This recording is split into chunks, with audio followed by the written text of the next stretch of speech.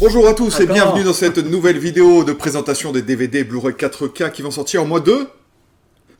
Novembre.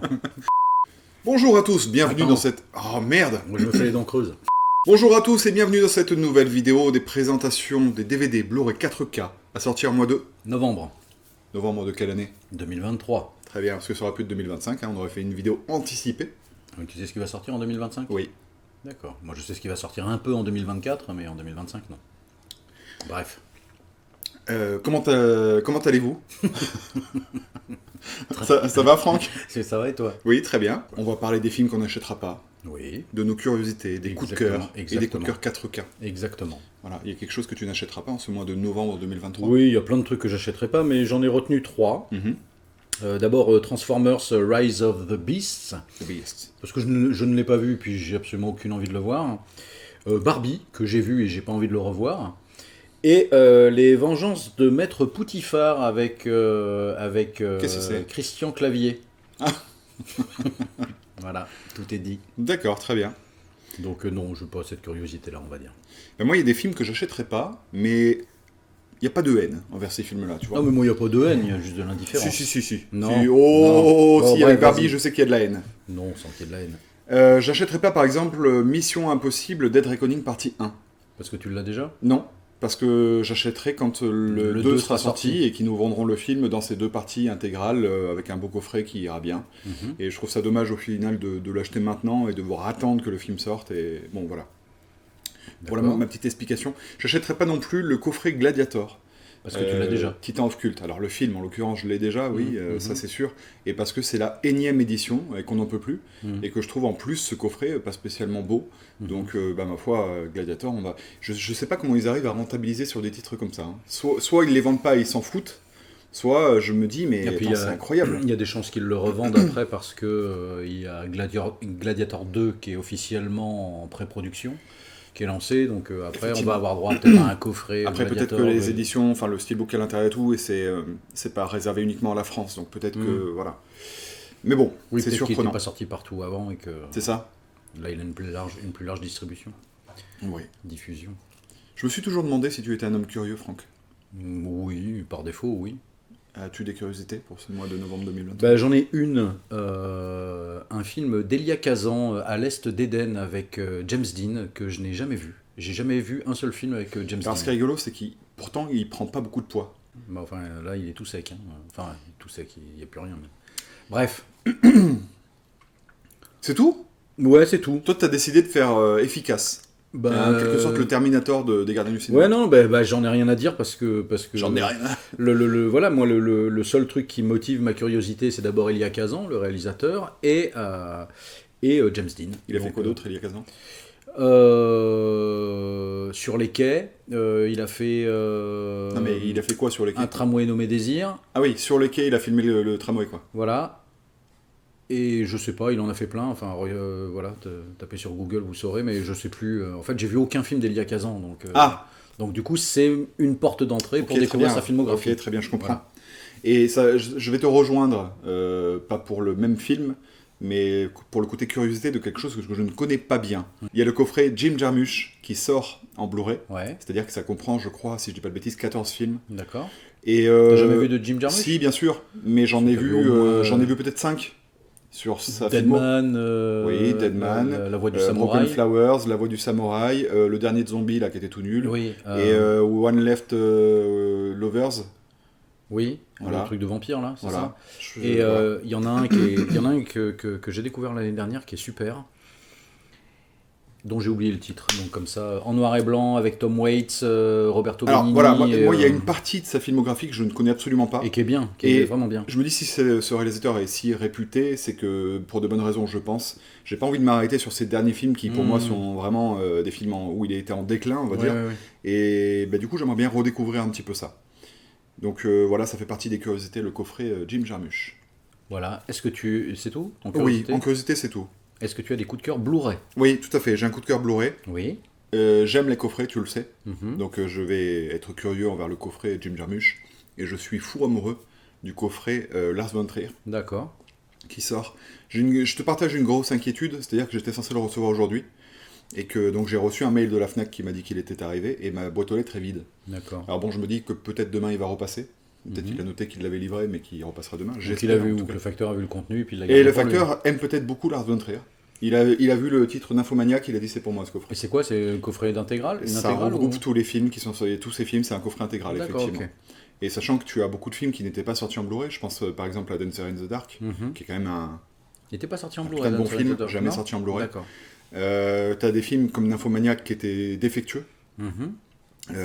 T'as des films qui n'étaient jamais sortis, tout simplement. Donc vraiment, c'est un coffret que j'ai hâte de recevoir pour voir tout ce que je n'ai pas vu, j'ai envie de te dire. D'accord, ouais. Voilà.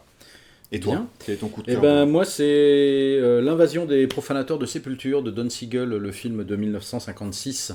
Donc voilà, même si j'ai une petite préférence pour celui de... C'est Charlie Kaufman qui avait fait celui de 78, oui, je crois, c'est ça, avec Donald Sutherland. Mais voilà, c'est parce que c'est un film référence dans le domaine du body snatchers, quoi. Oui. Donc voilà.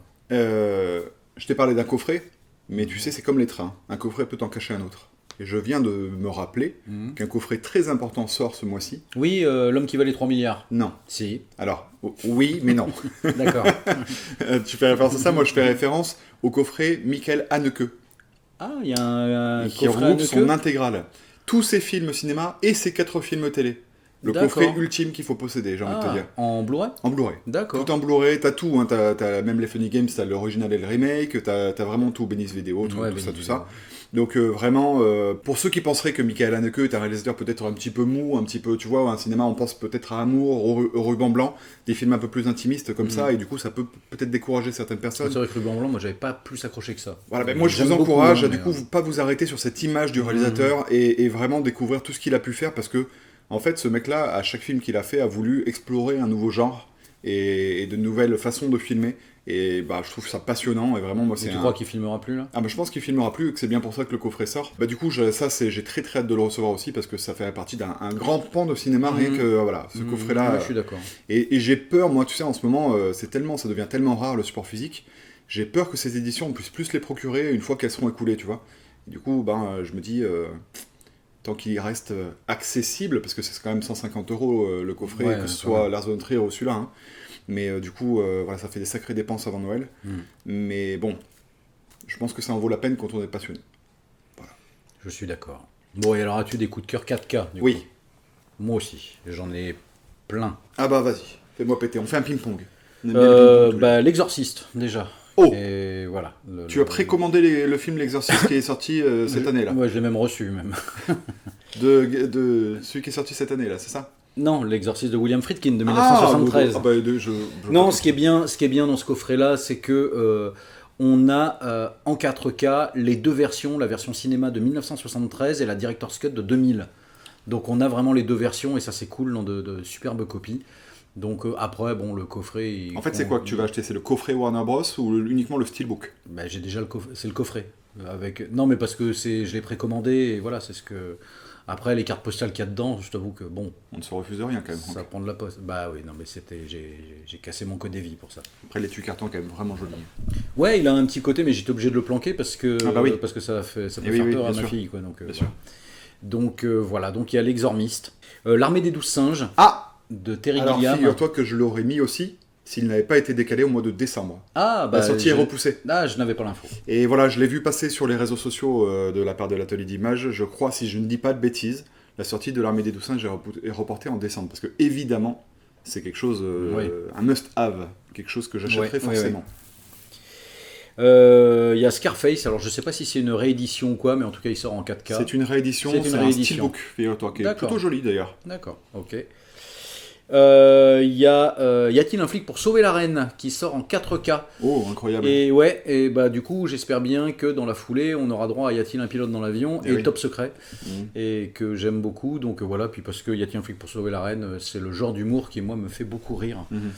J'aime beaucoup celui-là, et il faut sauver le président, après il faut sauver Hollywood, j'aime pas, Mais voilà, et donc il y a le dernier, mais du coup, On l'a en commun. on l'a en commun.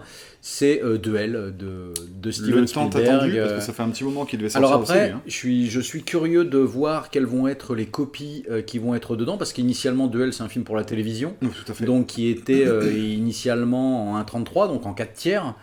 Quel doublage français il va y avoir dessus, parce qu'il y a eu 2 doublages. Il y a eu donc le doublage original, et puis il y a eu un doublage qui a été fait dans les années 90, je crois, si je dis pas de bêtises. Bon, si on pouvait avoir la Qui est totale, pas ce serait terrible, top, voilà. hein.